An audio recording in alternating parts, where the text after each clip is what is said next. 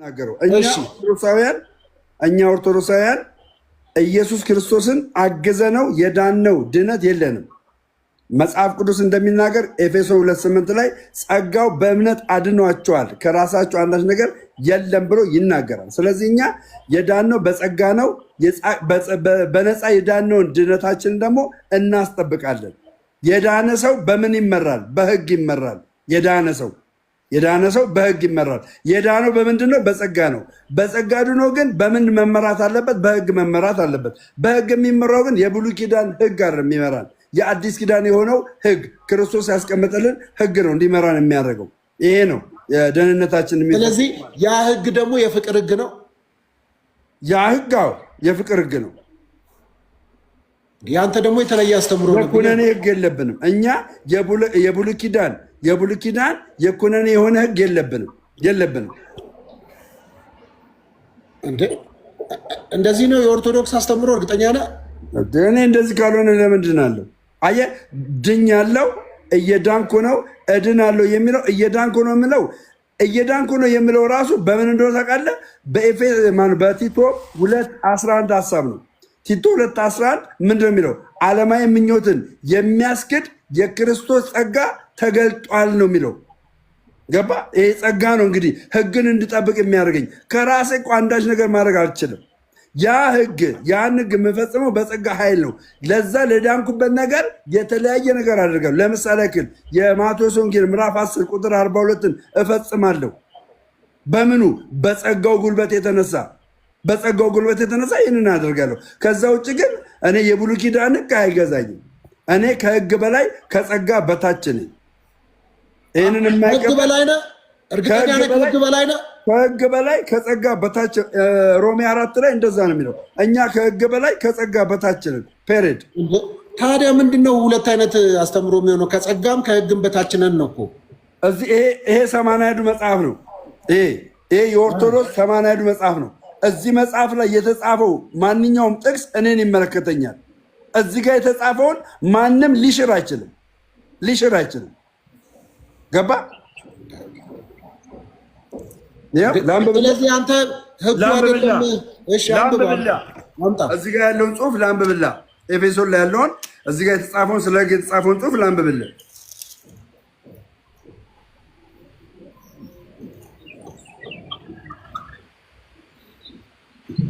ኦኬ፣ ከቁጥር 1 ጀምሮ ነው የማነብልህ። ከቁጥር 1 በነገራችን ላይ እኔ የምናገረውን ነገር ልክ ኦርቶዶክስ እንደማትቀበለው አድርጋችሁ አትቀበሉ። ይኸው ይሄ የ81 የ2000 እትሙ ነው። ሮሜ 4 ከ1 ጀምሮ ያለውን እናገራለሁ። ከ1 ጀምሮ ያለውን እኮ እኔ ቅድም ያነበብኩት ማለት እኮ ነው። እኔ ላይቭ ላይ ነበርኩ። አንተ ስታነብ አልሰማሁም። ከላይቭ አቋርጬ ነው የመጣሁት፣ ጨርሼ ነው የመጣሁት ላይቭ አንብቤያለሁ። እሺ፣ ስለዚህ ይሄ የ81 ቃል ነው። እዚህ ላይ የተጻፈውን የመጽሐፍ ቅዱስ ቃል ልሽረው አልችልም። ይህን የሚያሽረኝ ማንም ኃይል የለም። ገባ? ማንም ኃይል የለም ይህንን የሚያሽረኝ፣ አትቀበል የሚለኝ ይህንን የእግዚአብሔር ቃል። እኔ ማንኛውም ነገር በእግዚአብሔር ቃል ነው የምመራው ማለት ነው። ቤተክርስቲያን የእግዚአብሔርን ቃል ነው ያስተማረችን፣ ያስታጠቀችን። ከዚህ ከእግዚአብሔር ቃል ውጭ መናገር አልችልም። ገብቷል? ላንብብልህ። ከ80 ቃሉን ላንብብልህ። እንደዚህ ይላል፣ እንግዲህ በስጋ የቀድሞ አባታችን የሆነው አብርሃም ምን አገኘ እንላለን? ይህን በስራው አግኝቷልን? ጥያቄ ምልክት። አብርሃም በስራው ቢጸድቅ ቢሆን ትምክህት በሆነው ነበር ይልና፣ ነገር ግን በእግዚአብሔር ዘንድ አይደለም ይላል። መጽሐፍ ምን ይላል? አብርሃም በእግዚአብሔር አመነ። አብርሃም በእግዚአብሔር አመነ፣ ጽድቅም ሆኖ ተቆጠረለት። ምኑ? እምነቱ ጽድቅ ሆኖ ተቆጠረለት። ለሚሰራ ዋጋው እንደሚገባው እንጂ በለጋስነት እንደሰጠት ሆኖ አይቆጠርም። ለማይሰራ ግን ኃጢአተኛውን በሚያጸድቀው ኃጢአተኛውን በሚያጸድቀው ካመነ እምነቱ ጽድቅ ሆኖ ይቆጠርለታል ይላል። ይሄ 80 ላይ የተጻፈ ቃል ነው። ይህን ቃል አለመቀበል አይችልም። ደምረው ቃሉ ተቀምጦልኛል እዚህ ጋር። ለዚህ ነው ኦርቶዶክስ ወንጌላዊት አማኝ ነን ብለን በድፍረት የምንናገረው። ሌላ ጥያቄ አለ?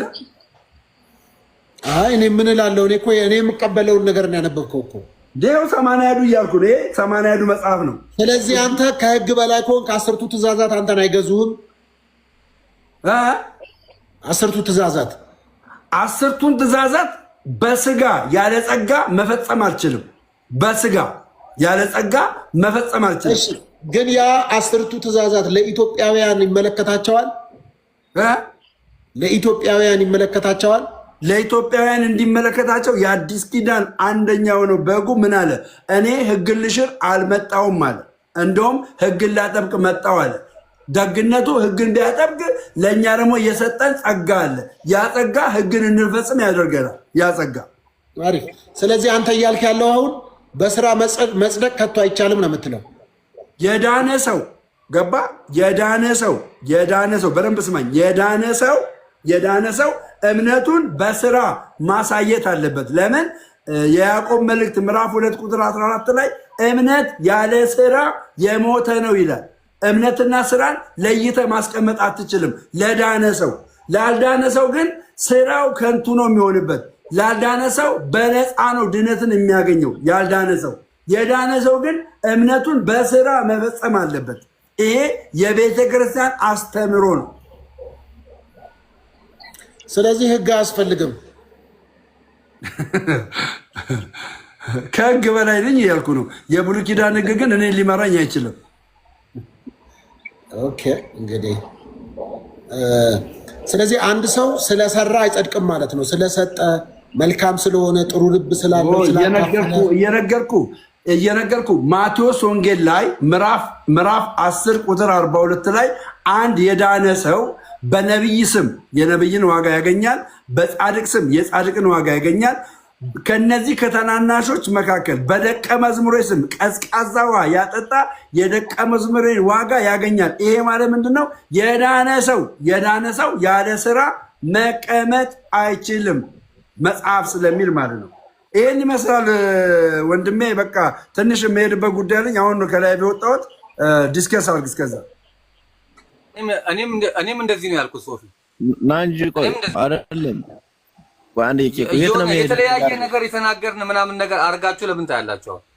በቃ እኔም ያልኩት እንደዚህ ነው። ደምሮ ትክክል ነው ያለው ፈረድ። በቃ ይሄ ነው ያለ ህግ የጸደቀ ሰው ጸጋው የበዛለት ሰው በጸጋ የዳነ ሰው ህግን ያለ መፈጸም ሲጀመር አይችልም። ትክክል ነው ያለው። ትክክል ነው። ኬኩ ስዩመ እግዚአብሔር ነው ማን ነው እሱ? ለእናንተ ጥያቄ ያለው መሰለኝ። ስዩመ እግዚአብሔር የሚባል ነገር የለም። የምን ስዩመ እግዚአብሔር ነው? ስዩመ ዘኪድዬ ነው የሚለው። አይ ጥያቄ የለኝም። ኬኩ ልክ ስዩመ እግዚአብሔር ስለዋለ ስዩመ እግዚአብሔር ትክክለኛ ስም አይደለም። ለዛ ነው ኬኩ ወደ ስሙ ሳይሆን ኬኩ ስለመጣ ያንኛው ለምን ነው ያወጣው? ቅድም ኬኩ ያጠፋ መስሎ ሲናገር ነበር። ይሄ ደግሞ የቤተክርስቲያን ልጆች አንድ እንዳልሆነ ለማስረዳት ነው። ምን እያደረገ እንደሆነ አልገባኝም። አይደለም እሱን አታስመስል አንተም። ስዩመ ኬኩ የተናገረው በሁለቱም ነው ያለው፣ ህግንም ጽድቅንም ነው ያለው። መጀመሪያ ኬኳም መለየት ትችላለህ። ደምረው ደግሞ እያወራ ያለው በቀጥታ ያወራው በጸጋ ብቻ ነው ማለት ነው ያለው። የኔም ትክክል ነው፣ የኔም ትክክል ነው። ያንተ ሁለቱንም ነው ያልከው ኬኩ እንደ አረ አንተ ሁለቱንም ነው ያልከው። አብራርቼልሃለሁ እኮ ከዛ በኋላ ምን እያልኩኝ እንደሆነ ሳብራራልህ እኮ ነበር። ኖ አይደለም። ለምሳሌ እሺ ይኸውልህ ቆይ አሁንም ምረጥ። እሺ ጸጋን ትመርጣለህ? ህግን ትመርጣለህ? ምረጣለህ? ምረጣ መሰለህ እንዴ? አይደለም። ሁለቱም ነው። ሁለቱንም ሁለቱም። ከዛ ስለዚህ አንተና ደምረው ትለያያላችሁ። ደምረው ደግሞ ጸጋ ብቻ ብሏል። አይደለም ደምረው ትድኛለሁ አይደል? አንዴ ቆይ ልጨርሳ። ኬኩ ደምረው ያለው ከደምረው ጋር እስማማለሁ ስላልከው ደምረው ከህግ በላይ ነኝ አለ። አንደኛ ከህግ በላይ ነኝ አለ። ሁለተኛ ከጸጋው በታች ነኝ አለ። ሶስተኛ በህግ የሚባል የሚገኝ ድህነት የለም፣ ድህነት በጸጋ ብቻ ነው ብሎ የሮሜ መጽሐፍ ምዕራፍ 4ን አንስቶ ቀጥታ ተናገረ። አንዱን መርጧል። አንተ ደግሞ ሁለቱን ነው የምትመርጠው። ስለዚህ አንተና ደምረው የተለያየ አስተምሮ ነው የምታስተምሩት። ከጸጋው በታች ስማኛ፣ ከጸጋው በታችስ ብትሆኑ ከህግ በላይ ናችሁ ይላል መጽሐፍ። አንተ ከህግ በታች ነኝ አላልክም እንዴ ቅድም? ከጸጋው በታች ስትሆኑ ከህግ በላይ ናችሁ። ሁለቱም እኮ ያስፈልጋል፣ ግን ህጉን በራሱ ኬኩን አስታውሳ። ኬኩን ካስተካከልኩ በል። ቅድም ከጸጋም ከህግም በታች ነኝ ያልከው፣ ከሁለቱም በታች ነኝ ያልክ ቪዲዮ ስላለ እየዋሸው አይደለም፣ ሰውም እየሰማ ነበረ። ደምረው ደግሞ ያለው እኔ አለ። እንደውም ደምረው ተዳፍሮ እንዳይሆን ብዬ ደምረው እርግጠኛ ነህ ስለው አሁን ከህግ በላይ ነኝ ከጸጋ በታች ነኝ የዳንኩትም በጸጋ ብቻ ነው ብዬ ነው ማምነው አለ። ማምነው በጸጋ ብቻ ነው ብሎ መርጧል። አንተ ደግሞ በህግም በጸጋም ነው ምድነው ነው። ስለዚህ የሁለታችሁ አስተምሮ የተለያየ ነው።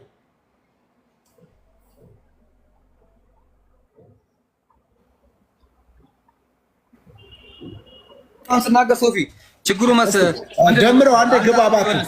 ደምረው አንዴ ግባ። ቆይ ደምረው አንዴ ግባ። ደምረው ይግባ ካለ ግባ። ደምረው ፕሊስ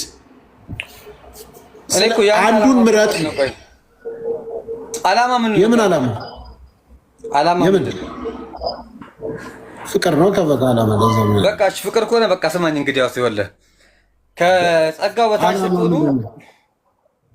በታች ስትሆኑ ማንም ሰው ማንም ክርስቲያን ለመዳኑ እሱ ኮንትሪቢዩት የሚያደርገው ነገር የለም።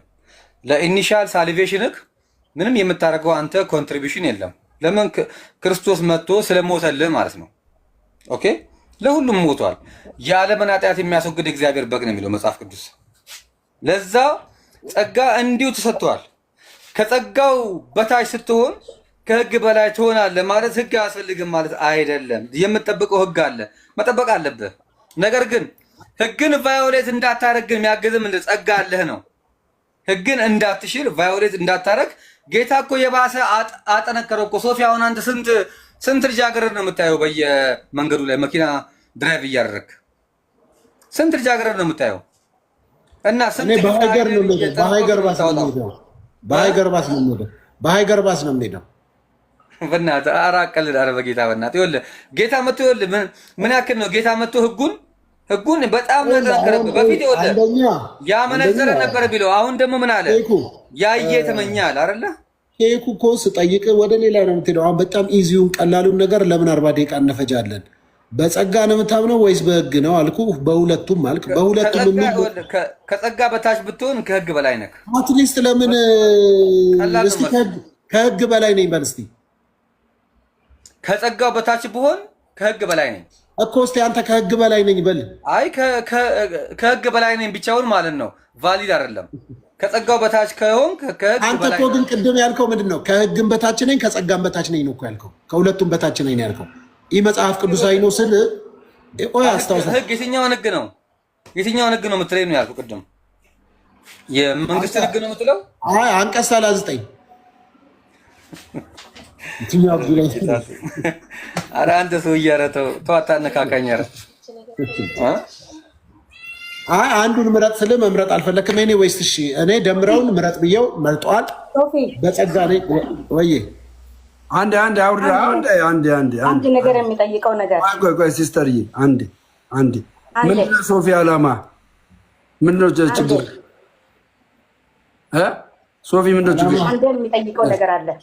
አንዴ ሲስተር በእናትሽ አንቺ ነው ወይ ቆንጆ አይደለሽ? ቪዲዮ ከፍተሽ ቪዲዮን አጥፊና ጠይቂ።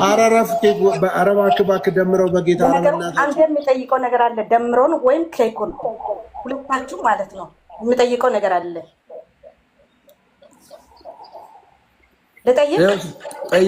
ጠይቂ። ስለ ቁንጅና ውድድር አይደለም እዚህ ጋር እየተወዳደረን አለው። በመጽሐፍ ቅዱስ ሕግ ነው እየተነጋገረን አለ ነው። አሁን ማለት ነው ኢየሱስ ክርስቶስን የግል አዳኝ አድርጎ ያልተቀበለ ሰው ድኛለሁ ማለት ይችላል? የቱ ጋር ነው የግል አዳኝ ብሎ መጽሐፍ ቅዱስ ላይ ያስቀመጠልን? አምጪ መጀመር ከመጽሐፍ ቅዱስ ኢየሱስ ክርስቶስን የግል አዳኝ ብሎ መጽሐፍ ቅዱስ የተቀመጠውን አምጪልን። ስማ አንዴ ስማ። መጽሐፍ ቅዱስ ካለ መጽሐፍ ቅዱስ እህቴ ነብይ ትማምሽ ካለ መጽሐፍ ቅዱስ አንዴ የግል አዳኝ የሚለውን ከመጽሐፍ ቅዱስ አውጪ። የትኛው ጥቅስ ላይ ነው ያለው? የትኛው ጥቅስ ላይ ነው ያለው? የግል አዳኝ የሚለውን አምጪልኝ። ወይስ የኬኩን ወይም ኬኩ ይናገር ወይ ደምሮ ይናገር? እኔ እነግርሻለሁ። የግል አዳኝ ከመጽሐፍ ቅዱስ አንቺ አዳምጪኝ። ከመጽሐፍ ቅዱስ አንድ ነገር ልንገር። አዳምጪ። መጀመሪያ ለምን ጣልቃ ትገቢያለሽ? አንቺ ሚውት አድርጊ። አንቺ ዘነበች ሚውት አድርጊ። አንቺ ሁሉንም አውርድ። እኛ ኦርቶዶክሳዊ የሆነውን ትምህርት እኔም ኬኩም እናስተምራለን። አንተ ደግሞ ተስማም ከኬኩ ጋር ሁሉንም አውርድ። ለእኛ ከሆነ ከሰጠን ሁሉንም አውርድ። አለበለዚያ ለእሷ መመለስ አለብኝ። ኖ ዘነበች፣ አንቺ ዝም በይ። አንተ መልስ። አግዛት። አንተ ከኬኩ ጋር ተስማሙ መጀመሪያ። አግዛት። አሁን አምጪ። አንቺ የግል አዳኝ የሚል ከመጽሐፍ ቅዱስ አምጪ። የቱ ጋር ያለው የግል አዳኝ? ለምን ዳይቨርት ታደርጋለህ ነገሩ? የግል አዳኝ ከኬኩ ጋር ተስማሙ መጀመሪያ። የፈለከው ማስተርስ ይዘናል። ዘነበች፣ አንቺ ዝም በይ እስኪ። የፈለከው ማስተርስ የምትሆን ይዘናል። የግል አዳኝ ኦርቶዶክሶች ማለት ነው። ከክርክር ውጭ ሌላ አታውቁም። እሺ፣ እና አንከራከርም። ቀስ ብለን ነው የምንመልሰው። መጀመሪያ ግን ይኸውልሽ፣ ኢየሱስ ክርስቶስን የግል አዳኝ አድርጎ ያልተቀበለ ሰው ድኛለሁ ማለት ይችላል ወይስ አይችልም ነው አልኩት። ቴንኪው፣ እግዚአብሔር ያክብርሽ። ቴንኪው ታችን መጀመሪያ ለምን ዝም አትይም? ቆይ አቦ ሶፊ፣ ወይ ዝም አሰኘው ወይ ደግሞ የሆነ መላፍጠራ አይ ተስማሙ። ከኬኩ ጋር የጀመራችሁት አቡ ጊዳማችን ተስማሙ መጀመሪያ ከኬኩ ጋር። ለምን ዳር ዳር ትሄዳለህ? ተስማሙ ከኬኩ ጋር መጀመሪያ። ነብይት ሰማሽ? እኔ አሁን እመልስልሻለሁ። ትመልስልሽ ግን አንቺ አሁን የጠየቅሽን ጥያቄ ከመጽሐፍ ቅዱስ ነው የጠየቅሽን ጥያቄ መጽሐፍ ቅዱሳዊ ነው? መጽሐፍ ቅዱሳዊ ነው? እሺ መጽሐፍ ቅዱሳዊ ከሆነ ኢየሱስ ክርስቶስ እንደ ግል አዳኝ ብሎ መጽሐፍ ቅዱስ የተጻፈበትን የመጽሐፍ ቅዱስ ክፍል አምጪ። ይኸው 80ዱም አለኝ 66ቱም አለኝ። ሁለቱ መጽሐፍ አለኝ። ከሁለቱ መጽሐፍ የቱ ጋር ነው የግል አዳኝ ብሎ የሚነግረን?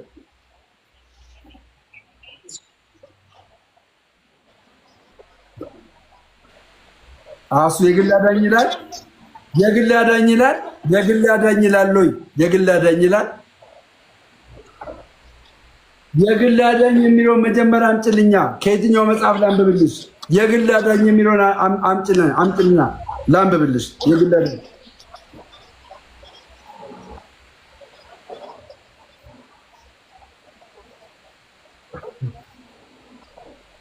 እህቴ መጀመሪያ ጥያቄሽን ያልዳነ ሰው መጀመሪያ ለማለት አይችልም።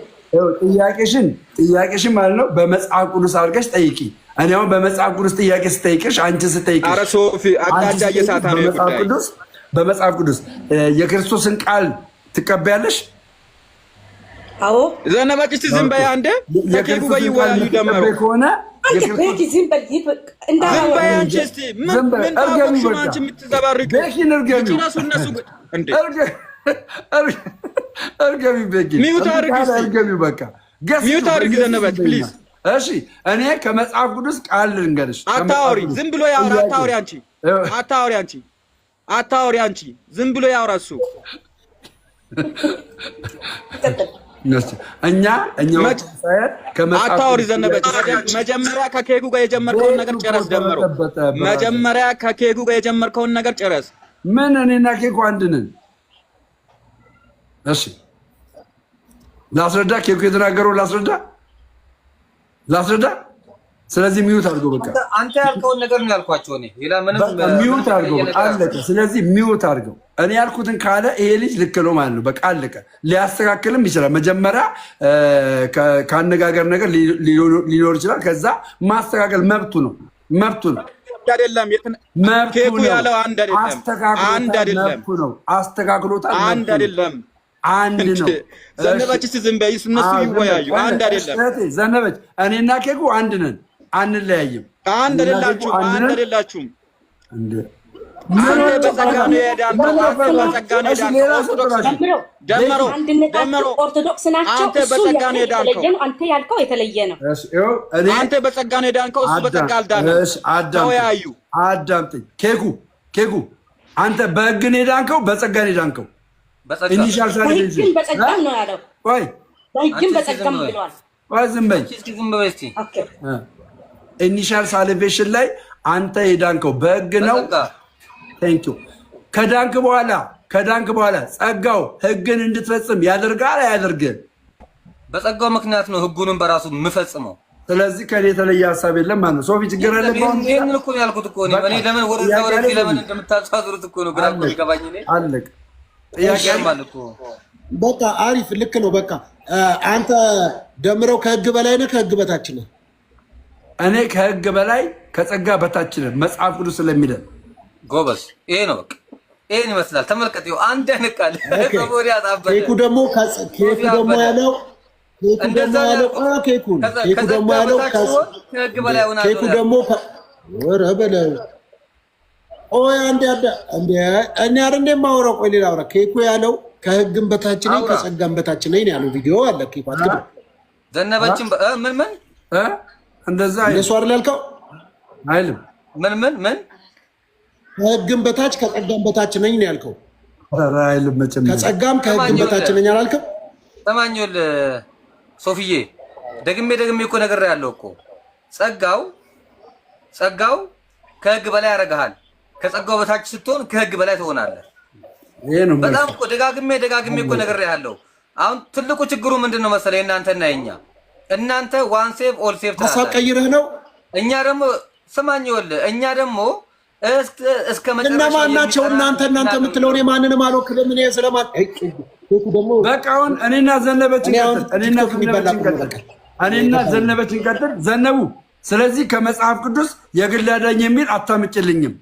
ከዛ ሌላ ጥያቄ ጠይቂ። አይደለም እኔ ማለት ነው እኔ የጠየቁት ጥያቄ አልገባም። አሁን ኢየሱስ ክርስቶስን የግል አዳኝ አድርጎ ያልተቀበለ ሰው ድኛለሁ ማለት አይችልም። ለምን? የግል ምንድን ነው? የግል ማለት ምን ማለት ነው? ተረጋጋ። ከአንድ ሰው ነው ከ10 ሰው ጋር አይደለም፣ ከአንድ ሰው ጋር ነው። አንዱንም ራሷችን ምን ከ10 ጋር ትናገራለች? አንዱንም ራሱ ወይ ኬኩ ያውራ ወይ ደምረው ያውራ። አውሪ። ኦኬ ኬኩ ዝም በል። ዘነበች ምን አለ እኛ ብንማማርበት ምን አለ እንማማርበት። እስቲ አይ ዝም በላት። ደግሞ መጀመሪያ ተስማም ከኬኩ ጋር ምን ሆነ ነው? በቃ በጸጋ አልዳንኩም ብሏል እኮ ሐሳብ ቀይሮ ነው። በጸጋ አልዳንኩም ማለት ምን ሆነ ነው? በእናታችሁ በጸጋ አልዳንኩም ማለት እኮ አንተ በጸጋ ነው ዳንኩ። አንተ ኦርቴ ፔንቴ ደሜ እኮ ኦርቴ ፔንቴ አንተ ዝም በል። ሚስት ናት እንደ ብራዘር ሚውት አድርገው። እሺ አይወልሽ አንድ ነገር ልንገርሽ እና መጽሐፍ ቅዱስ ላይ ኢየሱስ ክርስቶስን እንደ ግል አዳኝ እመን የሚል የለም በመሰረቱ። እሺ ኢየሱስን እንደ ግል አዳኝ እመን የሚል የለም። በደቦ ሳለ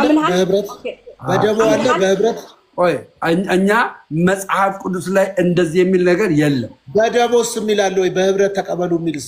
ያመኑትም ይላል። በህብረት ማለት እንግዲህ ተመልከት፣ ያመኑትም እነዚህ ምልክቶች ይከተሏቸዋል። ያመኑትም ማለት ብዝሃነት አላቸው። አየህ ነው። ስለዚህ ኢየሱስ ክርስቶስን ሰዎች በግል አይተቀበሉም፣ በህብረት መሆን አለበት እያልክ ነው። አዳምጠኝ። አንተው በህብረት ነው እግዚአብሔር የተቀበልከው። እንደ ግል አዳኝ መጽሐፍ ቅዱስ እንደ ግል አዳኝ ብሎ አይደለም የሚለው። ስለዚህ አዳምጠኛ ዮሐንስ 3:18 ላይ አይደለማ ያመነም። ስለዚህ አንተ በህብረት ነው የምትለው። አንተ ነው እኛ የምንናገረው በእግዚአብሔር ቃል ነው እኮ ገባኝ። የአንተንም በህብረት የሚለውን አምጣ። አሁን እኛ እያልን ያለ ነው እነማን ናችሁ እናንተ? አንተ ብቻህን አውራ ደምረው። እሺ እኔው ምን ልስማኛ? አንተም ከዛ ደግሞ እንዴት ታደርጋለህ? መዳን በግል አይደለም ብለሃል። አንተ በህብረት እንዴት እንደዳንክ ቆይ፣ ከወንድሞች ከቤተሰቦች መካከል ከአካባቢ ሰው መካከል አንድ ላይ ሄዳናችሁ ተሰብስባችሁ ወይስ እንዴት ነው? እሺ አዳምጠኝ። አሁን ሰው ጣልቃ እንዳይገባ መጽሐፍ ቅዱስ ላይ እንደ ግል አዳኝ ከማለት ውጭ እንደውም ሐዋርያ ሥራ አንተ ብቻ እመን ቤተሰቦች ይድናሉ ተብሎ ኢንጀነራል ሲድኑ እናያለን መጽሐፍ ቅዱስ ላይ።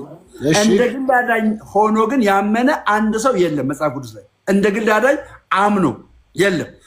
ነገር ግን አምኖ እንደ ግል አዳኝ አምኖ መጽሐፍ ቅዱስ ላይ ያለው አንተና ቤተሰቦች ትድናላችሁ ነው ያለው። ምን ሆኖ አምኖ አንተና ቤተሰቦቹ ትድናላችሁ ነው ያለው። ስለዚህ አንድ ሰው ደምረው ቆይ ልንገርህ፣ ደምረው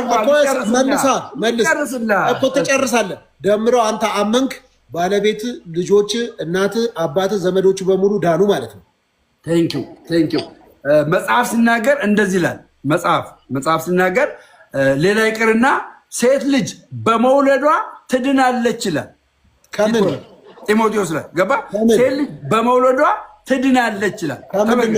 በመውለድ የመዳን ኦፖርቹኒቲ ያለው ግን መጽሐፍ ቅዱስ ላይ ስፔሲፊክ ሆኖ አንድ ሰው በግሉ የግሌ አዳኝ ብሎ ክርስቶስን የተቀበለ አብራራልን። ሴቶች ስለወለዱ ይድናሉ። ምን ላብራራለን? ሴቶች ሲወልዱ ስለዚህ ቦታ አታመጣም። ስለዚህ ደምረው ተረጋጋ፣ ተረጋጋ። ስለዚህ እሺ ላንብብልን። የቱ ጋር እንደ ግል አዳኝ አምጣ። ስለዚህ ደምረው ወልዴ ምን ላይ እኮ ምን ላይ ነው ያለው? ዮሐንስ ወንጌል ላይ ነው። ዮሐንስ ወንጌል። ስለዚህ ደምረው ወልዴ የወለዱ ሴቶች በሙሉ ይድናሉ ነው የምትለው? አዳም ዮሐንስ ወንጌል እኔውን የምጠይቅ ጥያቄ አዳምጠኝ። በመውለድ ትድና እኔ የጠየቁ ጥያቄ ምንድን ነው? ጥያቄ ልክ ነው መጽሐፍ ቅዱስ ላይ እኮ። ስለዚህ አንተ የወለዱ ሴቶች ይድናሉ ብለሃል። አዳምጥ። እኔ ስለመዳን ዘርዝሬ አመጣሁልህ። ምን አመጣሁልህ? ቆርኔሌዎስን ጨምሮ ቆርኔሌዎስ አምኖ ቤተሰቡ እንደዳነ አመጣሁልህ። የቤተሰብ መዳን አመጣሁልህ። መጽሐፍ ቅዱስ ላይ እንደ ግል አዳኝ ሆኖ የተጻፈ ግን አታመጣም ነው። የተጻፈ አታመጣም ነው። ገባኝ። ተረዳሁ እኮ ሴት በመውለድ ትድናለች ብለሃል እኮ ገባኝ። ሴት በመውለድ ትድናለች። መርጌታን አስገባው።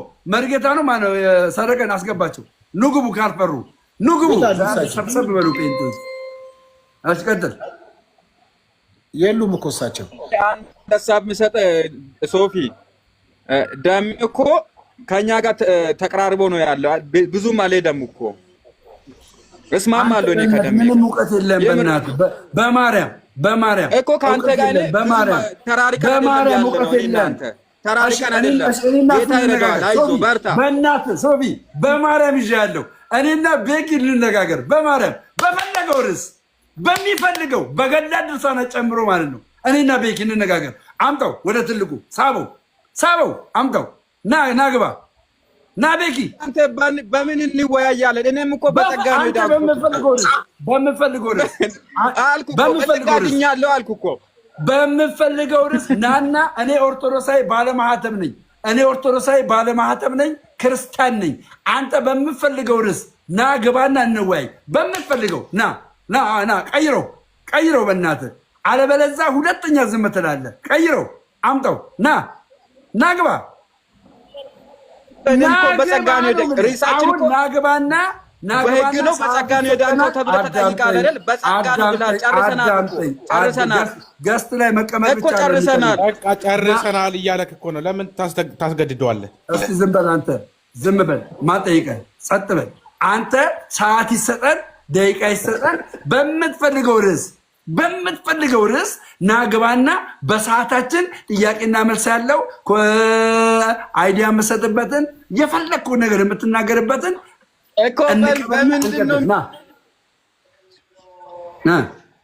ቀጥል።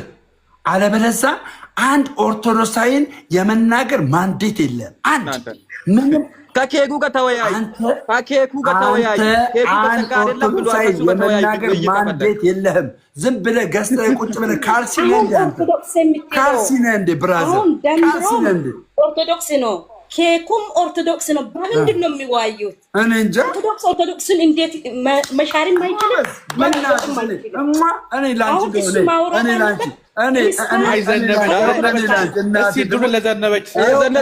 አንቺ ዝም በይ። ገና አልገባም። ዝም በይ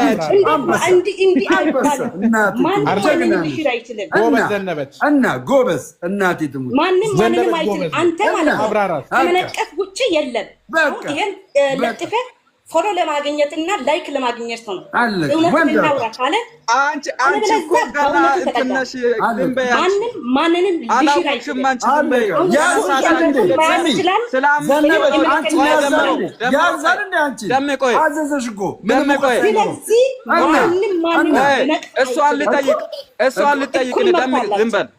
ዘነበች እኔ ልጠይቅ። አምኖ የዳነው ለምን ጨለማ ሊሆን አይችልም? ለምን ለጨለማ አይገዛም? የፈለገውን መምረጥ ይችላል።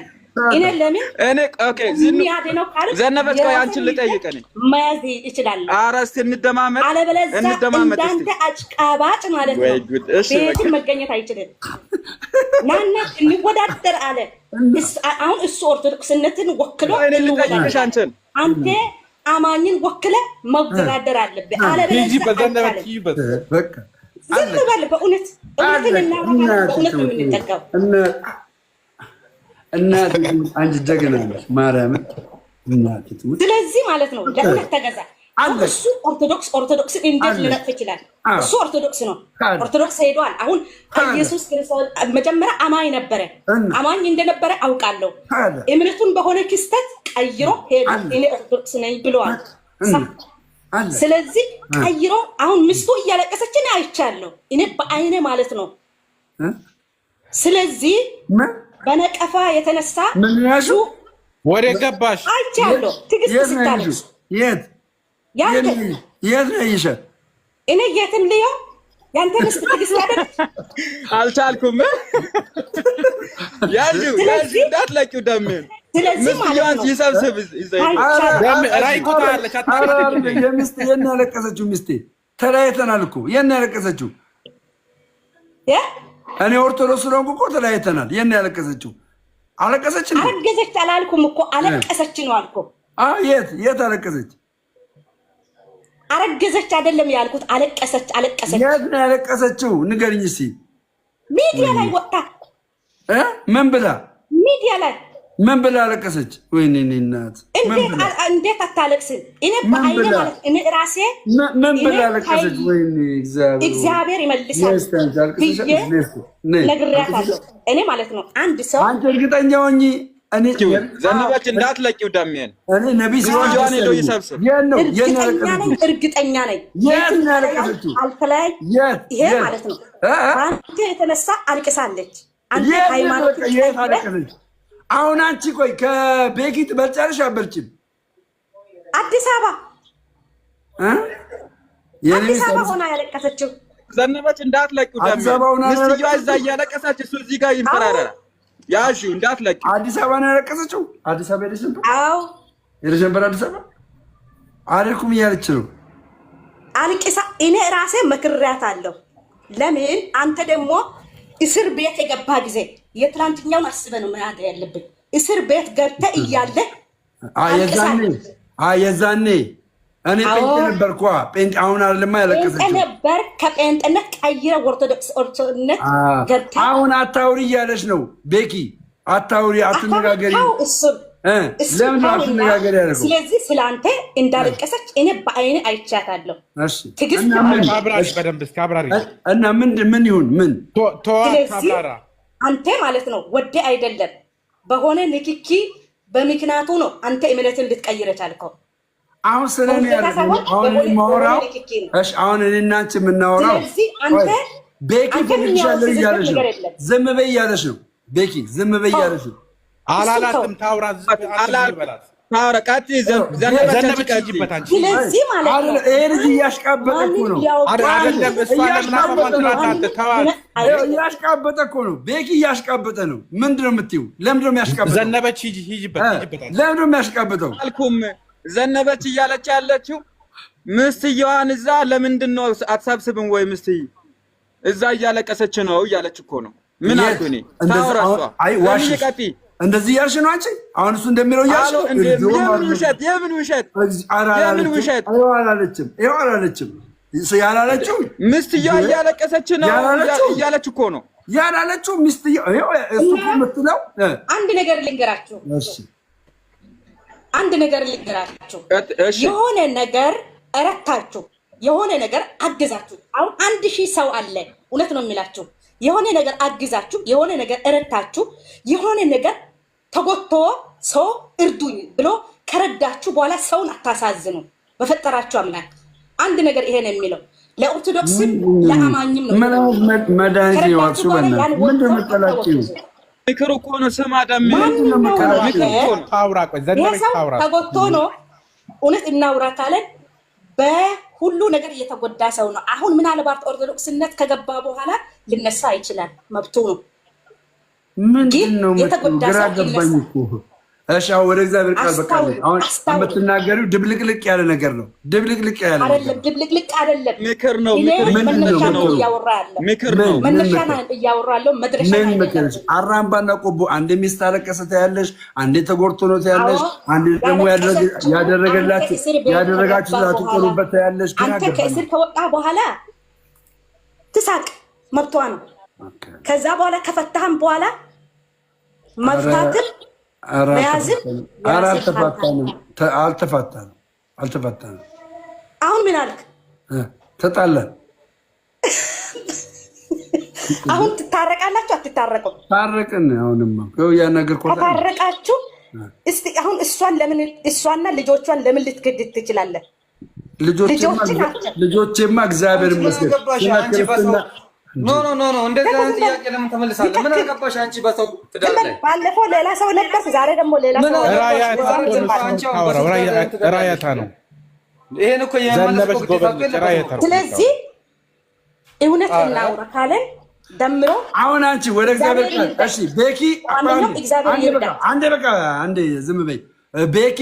አንድ የእግዚአብሔር ቃል እውቀት የለም፣ ከማንም ኦርቶዶክሳዊ ጋር የመሞገት ስልጣንም ብቃትም የለም። ስለዚህ ዘነበችን መናገራችን ማለት የዛሬ ሬሳችን እኮ ስለ የዳንከው በጸጋ ነው ወይስ በሕግ ነው የተባልከው? አንተ በጸጋ ነው ብለሃል። ዘነበችና እንነጋገራለን ብለሃል። እሱ ጋር መወያየት አለብህ እያልኩ ነው። ምንድን ነው የምትወያየው ከእኔ ጋር? አንተ እኮ ኦርቴ ጴንጤ ነህ።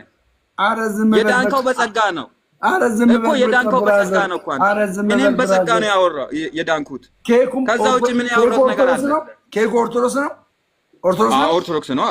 ኬኩ የዳነው በጸጋ ነው እንዴ? በህግም በጸጋም አለ እኮ ቅድም፣ በሁለቱም አለ። በጸጋ ዳንኩት አለ። በቃ አስተካክሎ ከሆነ ተወያዩ። በቃ አለ አስተካክሎ የሚሆን ምንም ብቻ በአጠቃላይ የዳነው አዳምጥ አንተ አዳም እሱ የዳነው በጸጋው ነው ብሎ አመነ። በቃ አለቀ። ከዛ ከዳነ በኋላ ደግሞ እምነቱን በምን ያስቀጥላል? ጸጋውን በህግ አድርጎ ያስቀጥላል። ያለ ጸጋ ህግን መፈጸም ስለማይችል ፔሬድ። ይህንን መለሰለት ጥያቄ። እንደዛ አይደለም እኮ ያወራው ይኸው ነገረ እኮ አሁን አስተካክሎ በቃ ሚውታል። እሺ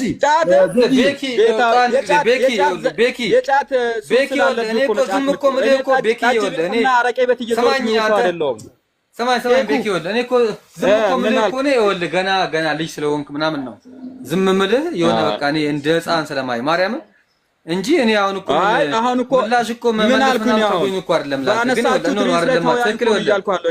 ስማኝ በቃ እኮ ነገርኩህ እኮ እኔ አንተ ሰውዬ ስማ እንጂ በጌታ በኢየሱስ ክርስቶስ እኮ እየሰማሁ ነው። ባነሳችሁት ሬስ ተወያዩ እኮ ነው እያልኩ አለሁ እኔ። ምን አንወያይ? ነብይ ጸልይለት እስኪ ተስማማን። ምንድነው በቃ አሁን አስተካክሎ ሆነ። እሺ ከተስማማችሁ እስተየው እኔና ዜድ እናወራ። ዝም በል በቃ አንተ ዝም በል እና ደምሮ ጫት ያልከው እኔ አይደለሁም። ዝም በል ኧረ ዝም አሰኘው በቃ። ዘነበች ጠጅ ጠጥታ እኮ ነው ላይ የምትገባው አንተ። ንገሪው ቤኪ አንዴ ብቻ የምጠይቀው ጥያቄ አለ። ፈራት አያችሁ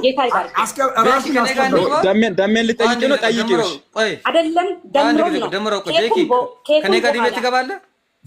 አንድ ጊዜ ቆይ ዘነበች፣ ቆይ አንድ ጊዜ ዘነበች፣ ቆይ አንድ ጊዜ እናቴ ቤኪ እኔ እናንተ ዲቤት እንግባ። ቶፒክ ምረጥ እና በቃ ዝም በል ተናገርከው። በህግ ቆይ እና በቃ ዝም በል በቃ ዝም በል በቃ ደምሮ ደግሞ በጸጋ ነው ያለው። ዝም በል በቃ ተነጋገርኩ። የተለያየ ነው። ለዛ እኮ ኬኩና ቤኪ አንድ ዝም በሉ። ኬኩና ቤኪ አንተ እንዳይደብርም እንዴ ምን ቪዲዮ ቆራርጦ ፖስት ማድረግ መሰለህ እንዴ? ምን አይነት ሰው ነው? እናታችሁ ተረጋጋ። እኔ እናንተ እኮ ፍሬንዶች የደሜ ነገር እኮ እኔ ሐሳባችሁ ደምሮ ጋር ጥራት ለማን ነው ከኔ ጋር ፍሬንድ የምትሆነው? ከኔ ጋር ፍሬንድ የምትሆነው ደምሮ ለመምታት ነው? ፍሬንድ ቤኪ ይኸውልህ ስማ፣ የክርስቶስ ልብ ይኑርህ። እሺ አንተ በጣም ፋንዳሜንታል የሆነ ክፋት ነው ያለብህ። የክርስቶስ ልብ ይኑርህ። በእንደዚህ አይነት መንገድ ሰብከ የምታመጣው ሰው የለም። ልንገርህ እኔ ምን ዘምራለን እንቀበላለን ያለ ሰው ይናገር። አንተ ዝም ብለህ ተማሪ ነህ። ደብተርና እስክሪብቶ ይዘህ ተማር አልኩህ። እኔ ምንድነው ያልኩት? እንቀበላለን። እኛም ስለ ኢየሱስ የተዘመረው ዝማሬ እንቀበላለን። ዝም በል። ፕሮፌቶች አሉ እዚህ ጋር ፕሮፌት አለ፣ ኢብራሂም አለ። ችግር እኮ ያንተ ምን እንደሆነ አላውቅም። እኔ ደግፌ ያለው ዝማሬ የተዘመረው ስለ ኢየሱስ ነው። ያንተን ድጋፍ አልፈልግም። አትደገፈኝ። እግዚአብሔር የደገፈኝ ይበቃኛል። ያንተ ድጋፍ አያስፈልገኝም። ደሜ ጌታ ይባርክና በነገር ሁሉ እግዚአብሔር መልካም ነው። ጌታ ይባርክ። ያው ሁለተኛ ጥያቄ ማለት ነው። ያንን በለፈኝ እንለፍ ማለት ነው። በለፈኝ እንለፍና ሁለተኛ ጥያቄ አንድ ጊዜ ሼካን አስፈግጂና ከዛ በኋላ ወደ ቀጣይ እንደደረስ አስፈግጃችሁ ሼካን አንዱን ጥያቄ አንድ ሰው እምነት ተከትሎ እያለ ደሞላሹ በእናትሽ አስፈግጃቸው ሼካን ሃይ ማን ነው ሼክ? አንዴ ብቻ እኔ ልጨርስና ከዛ በኋላ እነሱ ይቀጥላሉ። አንዴ ብቻ ሼካን ይሄኔ ሼካ ተፈቅዶላታል። ሼካን አስፈግጂ ሼካን ለበጂ ሼካ የሚባለው የቱ ነው እኮ? አቤት ይልሻል ሼካ ቢው ሼካ አቤት ፈቅጄልሻለሁ። ሂጂ እሱ አይደለም። ይሄ ነብይ ነው። አንቺ ነብይ ነው። ነብይ ዘነበች ሂጂበት። ሼካ በይ አልፈቀደልሽም። ሼኩ ችግር የለውም። ችግር ምን እንደሆነ ታውቃላችሁ ወገኖች?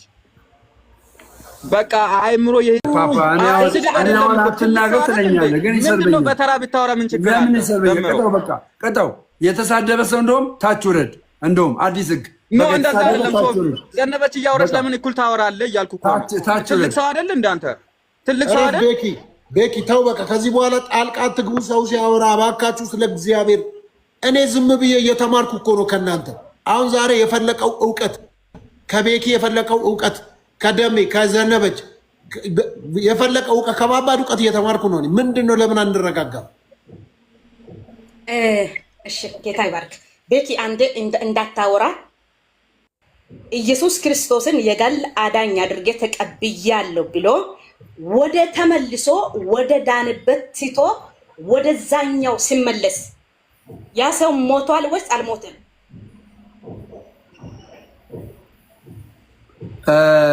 ሉቃስ ወንጌል ምዕራፍ 15 ታውቂያለሽ እህቴ? አውቃለሁ። መጽሐፍ ቅዱስ አለ፣ ችግር የለውም። ስለ መጽሐፍ ቅዱስ ሉቃስ ወንጌል ምዕራፍ 15 አንድ አባት ሁለት ልጆች እንዳሉት መጽሐፍ ቅዱስ ይናገራል። ሁለት ልጆች ያሉት፣ አንደኛው ልጅ ከአባትየው ጋር የሚፈልገውን ነገር ውርስ ወስዶ ወደ ከተማ ሄደ ይላል።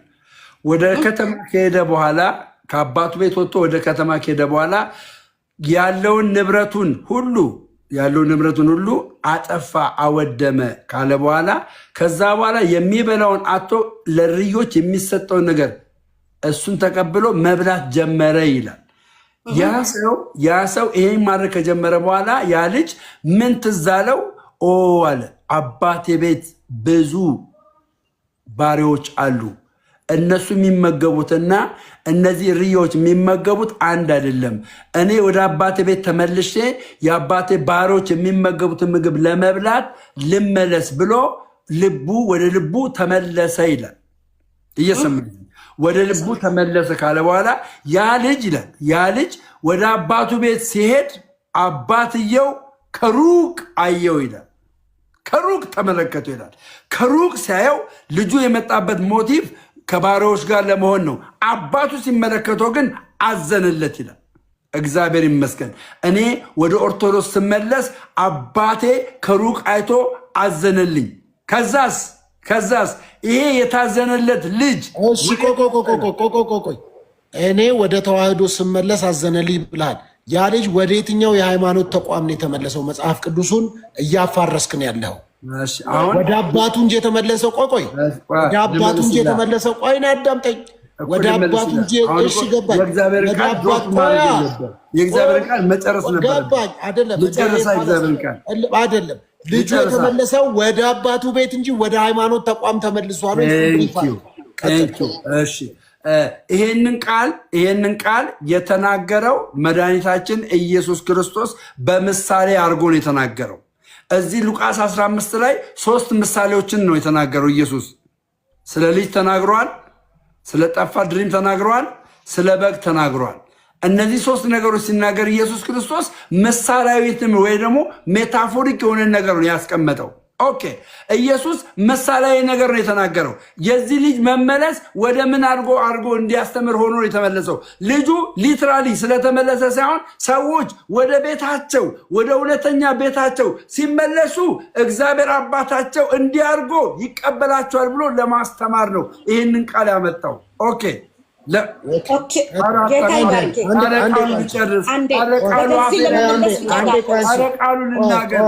ስለዚህ ደምረው እያልክ ያለኸው ልጁ ከአባቱ ቤት ሆዶ እዛ በነበረ ሰዓት የሰውየው ልጅ ነው አይደለም? ቴንኪው እግዚአብሔር አምላክ ይባረክ። አጭር ጥያቄ ነው፣ አጭር መልስ። የልጁ አባቱ ነበር አይደል? አልነበረም? አባቱ ነበረ። አባቱ ነበረ። ቴንኪው አባቱ ነበረ። ኦኬ ስለዚህ አባትነት አይሻርም። ቴንኪው አባትነት አይሻርም። ቢጠፋም ይድናል እያልክ ነው። ልጅነቱ አይሻርም። ዋን ሴቭድ ፎሬቨር እያልክ ነው። ድነት በዲኤንኤ ነው እያልክ ከመወለድ ጋር ነው እያልክ ነው። ቀጥል መልስላ። ኦኬ የዚህ ልጅ እንዳይጠፋ ምን ምክንያት ሆነው መሰላችሁ ወንድሞቼና እህቶቼ?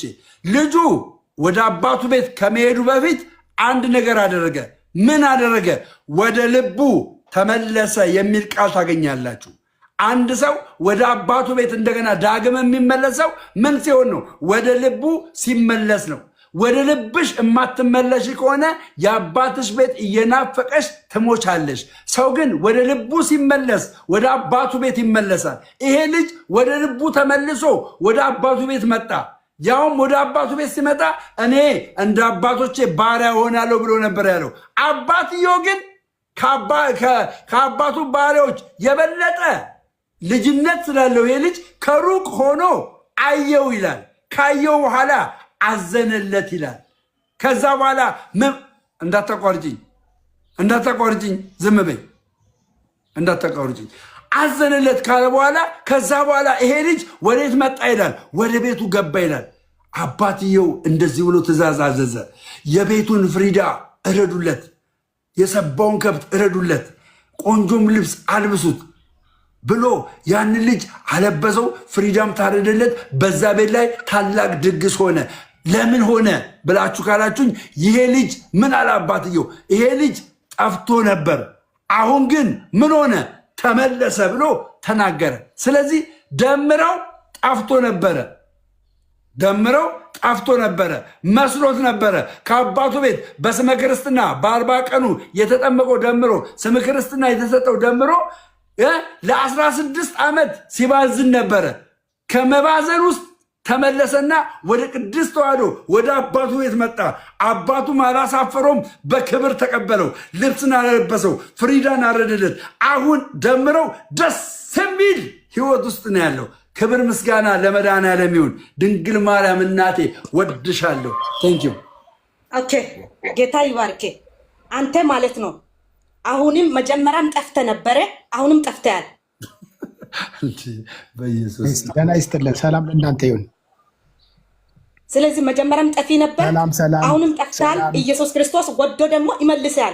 ሲመልስ ደግሞ ልጁ አድርጎ ይመጣል። መኪና ቢገጨኝ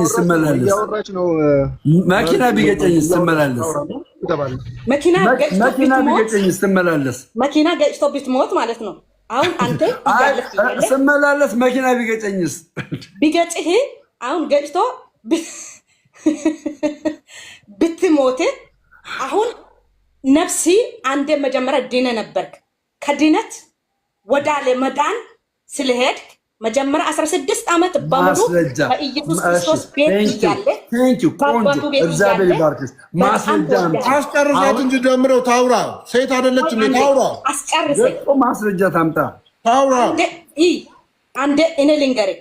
አሁን አንተ ወደ ኢየሱስ ክርስቶስ እጅን አንስተ ኢየሱስ ክርስቶስን የግል አዳኝ አድርገህ ተቀብያለሁ፣ እኔ ደግሞ ድኛለሁ፣ ሰይጣን አይገዛኝም፣ እኔም ደግሞ አልገዛም ብለህ ወደ ቤቱ ተጠጋ። ከዛ በኋላ ዓለምን ሰምተ ዓለምን ሰምተ ሁኔታን ሰምተ ጊዜያዊ ምቾትን ሰምተ ሁኔታ ያልተመጣጠኑ ነገሮችን ሰምተ ኧረ እየጾመ ነው ብራዘር አሳሳየን። ያን ጊዜ ይለፋ አሁን ቀፍተ ነው ያለ ይርበናል። ስለዚህ ደግሞ ወደ ቤቱ ስትመለስ አሁን አባቴ ይፈልጋል። አሁን እዛ ሄዳል ብሎ አይጥልህም፣ ይፈልጋል። በመጣ ጊዜ ሁሉ እሱ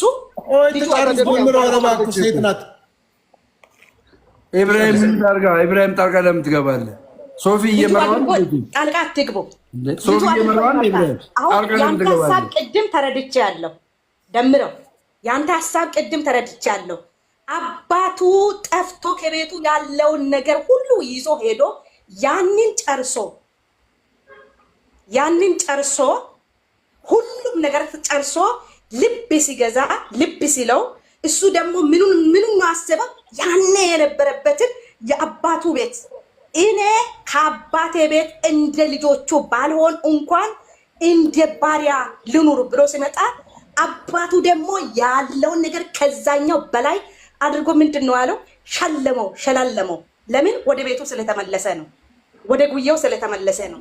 አባቱ ደስ አለው እንጂ አላዘነም። አንተ ግን ወደዛኛው ከማዞሪ ይልቅ አንተ ወደ ቤቱ ስትመለስ እግዚአብሔር አሁንም ያዝንሃል። ወደ ጉያ ስትመለስ አሁን የሄድክበት ከጥፋት ወደ ጥፋት ማለት ነው። መጀመሪያ እዛ ነበርክ። እዛ መንደር እያለ ሁኔታም ሁሉም ነገር ምንም አልተሳካም፣ ምንም አልሆነም ነበረ።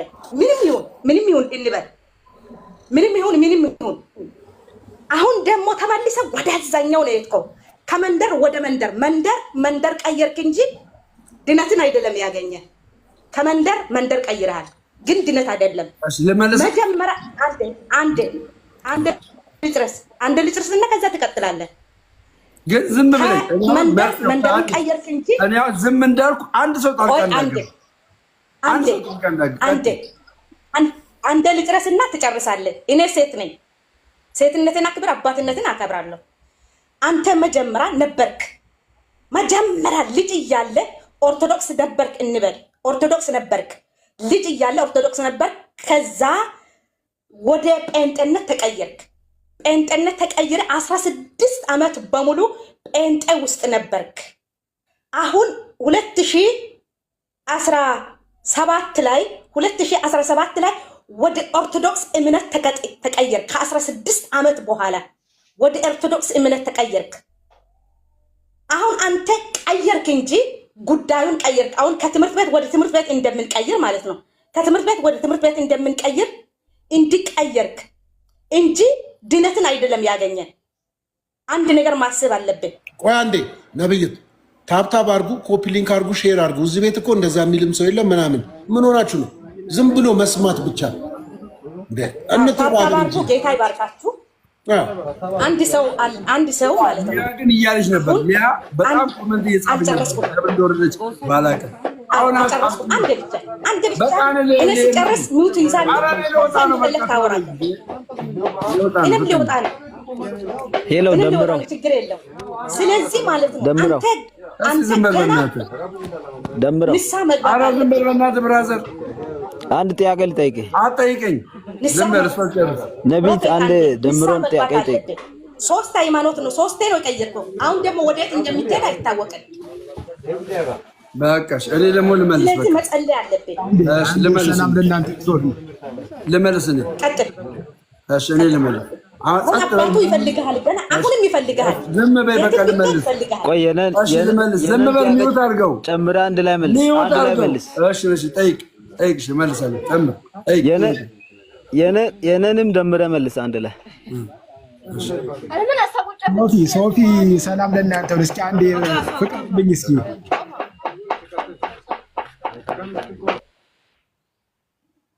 ሰላም ለእናንተ ይሁን ብያለሁ። ኦኬ ናይስ። መጠየቅ ይቻላል? ዘነበችን ነው የምጠይቅ። ዘነበች እና 2 ፕሮፌቶች ደግሞ እዚህ አሉ። ዘነበች መጠየቅ ይቻላል? ድምፅሽ አይሰማም። ይጠይቁ። ቀጥል፣ እየሰማሁ ነው። ቀጥል። እሺ መልካም። እኔ አሞኛል ተኝቼ መቼም እየሰማኋችሁ ነው። ግርም ብሎኝ ነው። እኔ አፕሪሼት መጀመሪያ ፍርስቶፎል ፓስተር ሶፊ ኦርቶዶክስ ቢሆን ኖሮ ስንት ሰው ያድን ነበረ። ያው እንግዲህ ኧረ እንትኑ ውይይታችሁን ወደ ቀጣይ ሀሳብ ግባ። ውይይታችሁ ላይ ልመጣ ነው። አሁን እናንተ ፕሮፌቶችና ነብይት፣ በተለይ ነብይት እንደምጠይቅ ለአንድ ሰው ይሁንና ከዚያ ሰከንድ ወደዚያ እንሄዳለን። ነብይት አሁን ይህን ቅጽል ስም ነብይት የሚለውን እንዴት ነው? አሁን ነብይ ማለት ከዚህ በፊት የነበረውን የሚያውቅ የሚመጣውንም የሚያውቅ ማለት ነው። ነብይት ብለሽ አንቺ ራስሽን የሰየምሽ እንዴት ነው? እስኪ ንገሪኝ። ነብይ ማለት በኃይለ እግዚአብሔር በጸጋ እግዚአብሔር ብዛት ተመርጦ ከዚህ በፊት የነበረውን የሚያውቅ ወደፊትም እስከ ምጽአተ ክርስቶስ እስከ ዓለም ፍጻሜ ያለውን የሚያውቅ ማለት ነው።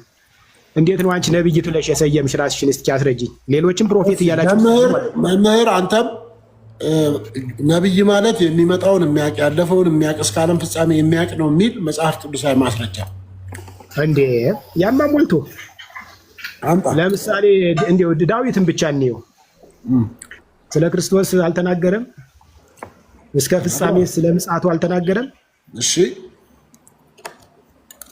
ሙሴ ደግሞ በቀዳሚ ገብረ እግዚአብሔር ሰማየ ወምድረ ብሎ ጻፈ። ሙሴ ዓለም ሲፈጠር ነበረ እኮ። ነብይነት ማለት ይሄ ነው መለኪያው። ታዲያ ምንድን ነው ነብይ ማለት? የሚያውቅ ማለት ከዚህ በፊት የነበረውና ወደፊት ያለውን የሚያውቅ ማለት ነው። እና ነብይ ማለት ደግሞ ሌላው እኮ ከመጽሐፍ ቅዱስ ጥቅስ ነብይ ማለት ይሄ ነው ምለው ወይ እንጂ ነብይ ማለት ነበ ተናገረ ብሎ ነብይ ማለት እንደገና አስተማሪ ማለት ነው። በሌላ ያዙልኝ። አንተ እኮ በቀጥታ ነብይ ማለት ያለፈውን የሚያውቅ የአሁኑን የሚያውቅ ሁሉን የሚያውቅማ እግዚአብሔር ነው። ነብይ እንዴት እንዳይካድ? በትክክል ነዋ። እሺ ኤልሳ ነብይ ነበር የሚናገር ነብይ ነው እንዴ? ዳዊት እኮ ነብይ አይደለም። ዳዊት ነብይ አይደለም ጭራሽ። ተው ንጉስ ነው።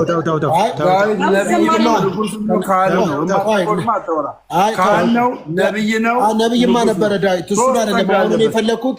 መምህር ኤልሳ ነብይ ነበረ ማለት ነብይ ነው እንጂ ነብይ ነበር አይደል ኤልሳ? እሺ ወደ አንዲት ሴት ቤት ውስጥ ገብቶ ነበር አይደለ? ኤልያስ ለምን ኤልሳ? እሺ ወደ አንድ ሴት ቤት ገባ። ሴትዮዋ ልጅ አልነበራትም። እሺ ነገረው፣ ልጅ እንደሌላት የዛሬ ዓመት ትወልጃለሽ አላት። እሺ ወለደች። ኤልያስ አይደለም ኤልሳ ነው። አትሳት። እኔ አይደለሁም ኤልያስ ያልኩት እሳቸው ነው። እሱ ነው እኮ። እኔ እኮ ኤልሳ ነው። ኤልሳ ኤልያስ ስራብት አልመስሎ የስራብቷን ሴትዮዋ አልመስሎኝ ነው። ደምረው በአንተ ቤት እኔ ጋር ስህተት ያገኘ መስሎ ነው አይደል? ደምረው ቀጥሉ።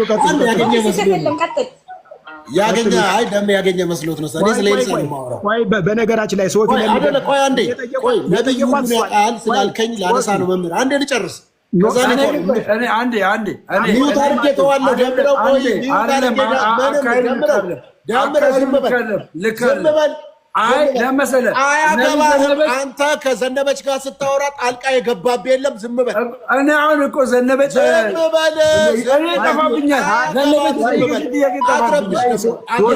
እግዚአብሔርን አትረብሽ። እኔ ነኝ መጠየቅ ያለብኝ። አያገባህም። አንተን አጠይቅም። እኔ የዘነበችን ልመልሳ። አያገባህም። የዘነበችን ጥያቄ አያገባህም። በኋላ እንደፈለጋችሁ ታወራሉ። መምህር እኔ ብሎ ነው የመጣው። አንተም ብሎ ነው የመጣው። ምን አገባህ? እንዴት አንተም ብሎ አልመጣም። ዘነበችን ብሎ ነው የመጣው። ዘነበች ትመልስ። ደምረው አገባህም። በቃ ዘነበች ትመልሳ። ትመልሳለች። ለምን ዘነበች ትመልስ? መምህር የጠየቀው ዘነበች። በቃ ምን አገባህ? ይሄንን ልጠይቅና ከዘነበች ጋር ያወራሉ። አንተ ነብይ ነህ እንዴ? ነብይ ነህ እንዴ? ወይኔ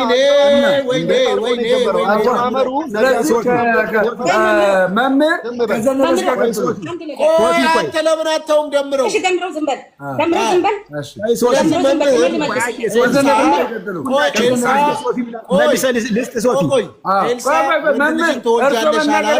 ከዘነበች ጋር ነው።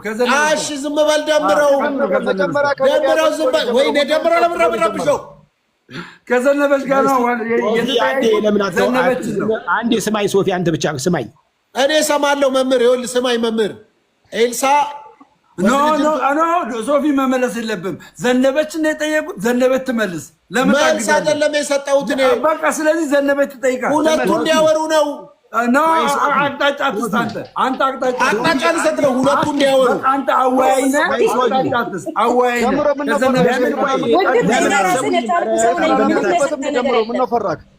ለምን ከዘነበች ጋር ያወሩ እንዴ? ዘነበችን የጠየቁት ደምሮ ዝም በል መምህር ብለን ጠይቀዋል። ይህንን መልስ መመለስ ያለባት ዘነበችና መምህር ናቸው። ቀጥሉ። እሱም ደምረው ሚውት አድርግ። የሁላችሁ አሁን ደምረው እኔ ወዴት እየሄድኩ እንደሆነ ስላወቅ ነው። አሁን በባህል ስለዚህ እንስማቸዋል። እኔ እየሄድኩ እንደሆነ ስለገባህ ነው። አንተ አሁን 10 ጊዜ የምንረብሸው በመሀል። ስለዚህ ሊጠያይቁ ሁለቱ ቀጥሉ። ሶፊ ለምን አሰማኝምና አልሰጥህም መልሼ። እኔ ሁሉ አሁን ሶፊ አንተ እኮ ያው አንተ ስላንግዲህ ቅርታ ፓስተር አልክ እንጂ ፓስተር ማለት ኖላዊ ማለት ነው። ኖላዊ ማለት እረኛ ማለት ነው። ነብይ ብለህ አልሰየምህም። በዚህ አፕሪሼት በቃ ዘነበችን ጠይቋል። ነብይ ብለው የጠየቁኝ እሷ ዘነበች ውጪና ሂጂ ከዚህ። ኧረ ቆይ ኧረ በማርያም ቆይ አንዴ በእናታችሁ ታገሱ። ደምሮ ለምንድን ነው የምታወናብደው ሰውን እንዴ? ሶፊ ይኸውላችሁ ዘነበች አንቺ ሚውት ደምሮ ዝም ብሎ ግን ዘነበችን ጠምደሃታል። ምን ሆነ ነው ጠምደህ ይዘሃታል እንዴ? ሶፊ ከአንተ ጋር ይቀጥሉ። መምህር ዝም አትበይው። ቤኪን ዘነበች ቤኪን ዝም አትበይው። ጠምደህ ይዞሻል። አየህ፣ ለዚህ እኮ ነው የተናገርኩት ቅድም። እኔ ደምሮ እኮ አዋቂ እያለ አንተ ዝም ብለህ እንማርበት። እስኪ ዝም በል እሺ። ሶፊ ራሱን ፓስተር ብሎ ሰየመ እንጂ እንትን ነብይ አላለም። ግን አሁን ሶፊ ሳፖርት ሳታረጋት፣ ምክንያቱም ራሷ ሳታው ካደረገችው እንድትታረም ካወቀች ደግሞ መልስ እንድትሰጥበት ነው የጠየቁኝ። ነብይት ብለሽ የሰየምሽ የወደፊቱ እውነት ለመናገር መምህር አንተን አይደለም ጥያቄ የጠየቅኩት፣ ደምሮ ጥያቄ እየጠየቅኩ ስለመሰለው ነው። እኔ ግን ጥያቄ አይደለም የጠየቅኩትኝ። ስለዚህ ይነጋገሩ። አሪፍ ነው። እኔ ስለ ነብይነት ስያሜም አይደለም የተናገርኩት። ግን ነብይ ማለት ብለህ መምህር እንትን ስተረጉምልን የነብይነትን ትርጉም ምን አልክ? ያለፈውን የሚያውቅ የአሁኑን የሚያውቅ የወደፊቱን የሚያውቅ ነው ስላልክ የነብይነት ትርጉም እሱ ስላልሆነ ትክክለኛው ትርጓሜው ምንድን ነው የሚለውን ነገር ለማድረግ ነው። ኤኒዌይስ እሺ መቀጠል ትችላላችሁ። ግን ነብይ ማለት የነገን ያውቃል ማለት አለ። ኤልሳ ሴትዮዋ ልጅ ከወለደች በኋላ ሞተባት። ሲሞትባት ሴትዮዋ አዘነች። የሚሞት ነገር ለምን ሰጠኝ? እንደዚህ ልክ አይደለም ብላ ስትለው ይህንን በእውነት እግዚአብሔር ከኔ ሰውሮታል ነው ያለው። አላቅም ነው ያለው። ስለዚህ ነብይ ማለት የነገውን የተነገ ወዲያውን ያውቃል ማለት አይደለም። ነብይ ማለት የእግዚአብሔር አፍ ነው። እግዚአብሔር የተናገረውን ይናገራል። እሱ እንደምትወልድ ነው እንጂ የነገራት እንጂ እንደሚሞት እኮ አልነገራትም። እንደምትወልድ ግን ነግሯታል። ታዲያ እንደሚሞት ለምን አላወቀም? አዳምጡኝ። እንደምትወልድ ነገራት። እንደሚሞት ለምን አላወቀም? ኖ ሰክሰስፉል መሆኑ ነው የሚፈለገው። ትወልጃለሽ አይደለም። ኖ ነብይ ማለት የነገውንም ያውቃል ብለሃል አይደል? የነገውን ካወቀ ኤልሳ ለምን የነገውን አላወቅም እኮ? እናንተ ሰው ፍጹም አይደላ ነብይ ቢሆንም ማለት ነው። ስለዚህ ነብይ ማለት ሁሉ ነው አዋቂ አይደል? ነብይ ማለት ትናንትን የሚያውቅ ኖ ነብይ ማለት የእግዚአብሔር አፍ ነው። እግዚአብሔር የተናገረውን ይናገራል እንጂ ነብይ ነገን ያውቃል ማለት አይደለም እኮና እግዚአብሔር ነው የሚያናግራቸው።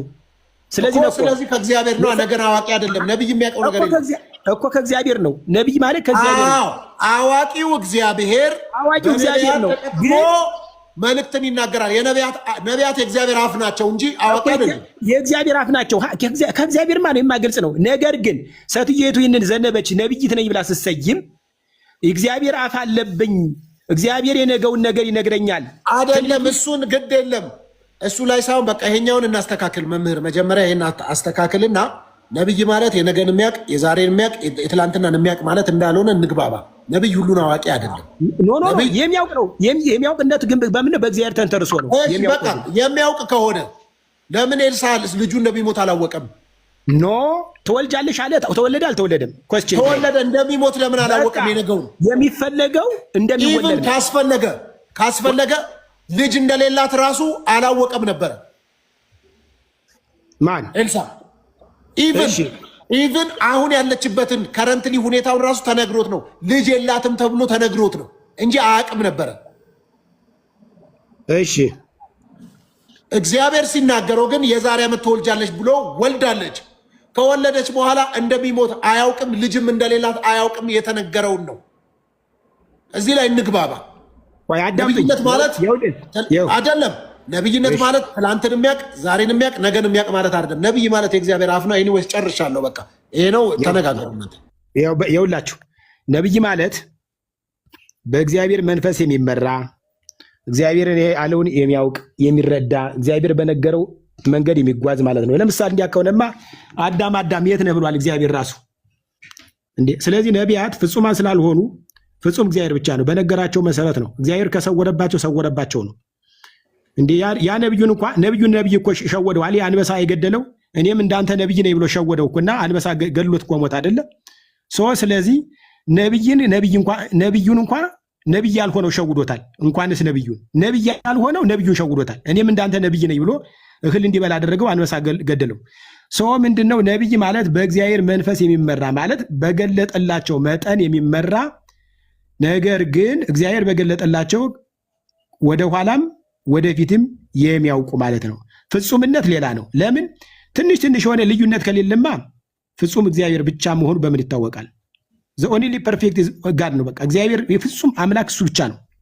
ፍጹም እሱ ብቻ ነው። ስለዚህ አሁን የነብይት የምጠይቅሽ ነብይት አሁን አንቺ ልክ ቅድም ሶፊ እንዳለው እንደ ኤልሳ ማለት አሁን ትወልጃለሽ አለ አይደል? ተወለደ። ስለ ነገ ስለሚሆነው ነገር ስለሚደረገው ታውቂያለሽ። ነብይት ብለሽ ራስሽን የሰየምሽ ማለት ነው። ወንድማችን መምህር ግርማ በቪዲዮ ውጣና ልብስን ልበስና በቪዲዮ ውጣ። ያው ወይም የግል ነገር ለምን ትገቢያለሽ? ሰላም ሸፍንና ምን ችግር አለው? በቃ እንደዚህ አድርጎ ቢያወራስ ምን አስበሽ? ምንድን ነው ችግሩ? ቆይ ልጠይቃት እሷን። ችግሩ ምንድን ነው? ወጣው አልወጣው ምንድን ነው? ሽፍታ እኮ አይደለሁኝ። አታዳሉ። አንድ ነገር እኔ ካወራሁ እንድታምኑ ብዬ ነው ታምም ያለሁኝ። እንድታምኑ ብዬ ነው ያሳየኋችሁ። መምህር አሁን አንተ ማለት ነው አሁን እኔ ነብይት ዘነበች የሚለው ስሙን ተቀየምኩ። መምህር ብለህ የጻፍከው ለምንድን ነው? አስተማሪ ብለህ ነው የጻፍከው። አዎ አስተማሪ ብለህ እንደጻፍ እኔ ያለው ነብይት የሚል ነው። ነብይት የሚለው የኔውን መልስልሻለሁ። የሰይጣን ልጅ ሰው አይደለም። ደምረው ይኸውልሽ አዳምጪኝ። የኔውን መልስልሻለሁ። እሱን አንቺ መልሽና ቆይ ነብይት አንድ ጥያቄ ልጠይቅ